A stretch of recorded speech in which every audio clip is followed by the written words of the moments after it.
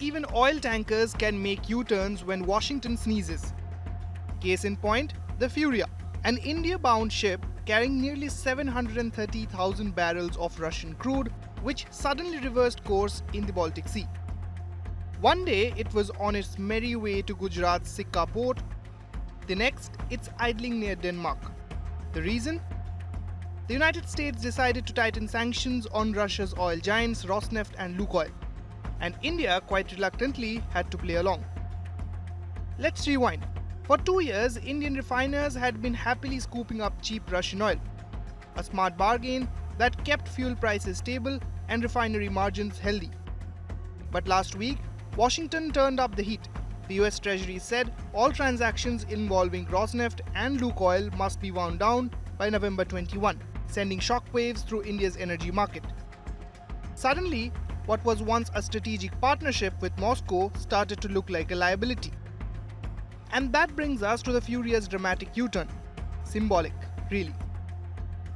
The vessel, which was supposed to dock in India, has now listed Egypt's Port Said as its next stop.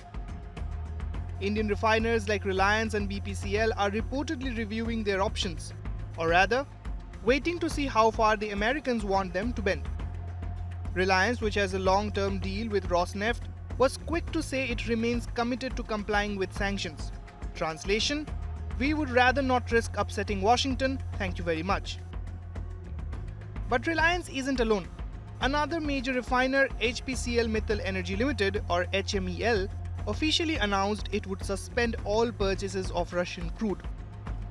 The company clarified that while its previous shipments came on non-sanctioned vessels, it's pausing future imports to comply with applicable laws.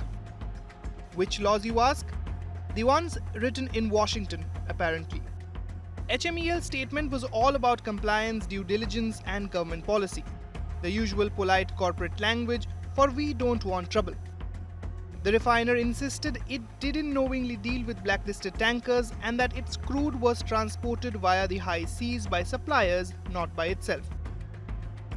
Still, it didn't deny that the pressure was mounting. After all, once the US, EU and UK announce new restrictions, reviewing your position suddenly becomes corporate survival.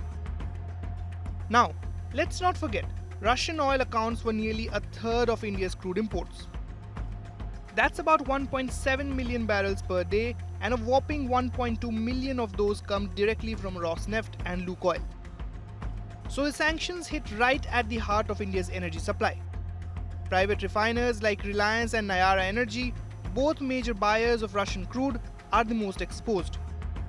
Nayara, part owned by Rosneft, is in an even tighter corner. With few non-Russian suppliers willing to sell under current sanctions, it's facing the possibility of running out of options altogether. Meanwhile, state-owned companies like Indian Oil are treading carefully. Their stance: we'll keep buying as long as it's legal, which in essence means waiting for Washington's next memo. The irony here is hard to miss. India had spent months defending its right to buy discounted Russian oil, arguing that national energy security trumped geopolitics. It is our fundamental obligation to ensure that the Indian consumer has the best possible access on the most advantageous terms to international markets. And in that respect, quite honestly, we have seen that the India-Russia relationship has worked to advantage. So if it works to my advantage, I would like to keep that going. Yet now, as sanctions tighten and tankers stall, New Delhi's refiners are being forced to toe the Western line. No official statement from the government, just quiet compliance and a lot of behind-the-scenes recalculations.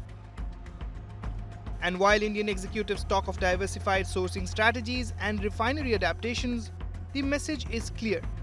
The days of freely buying Russian crude may be numbered. The US has flexed its sanctions muscle, and India, ever the pragmatist, seems to have bowed to the pressure, even if unofficially. So to answer the question, who really turned the Furia around? Technically, it was the captain, but metaphorically, it was Washington's Treasury Department. Once again, geopolitics steered the ship, and India, despite its talk of strategic autonomy, ended up sailing in the direction the United States pointed. With Farhan Khan, Bureau Report, India Today Global.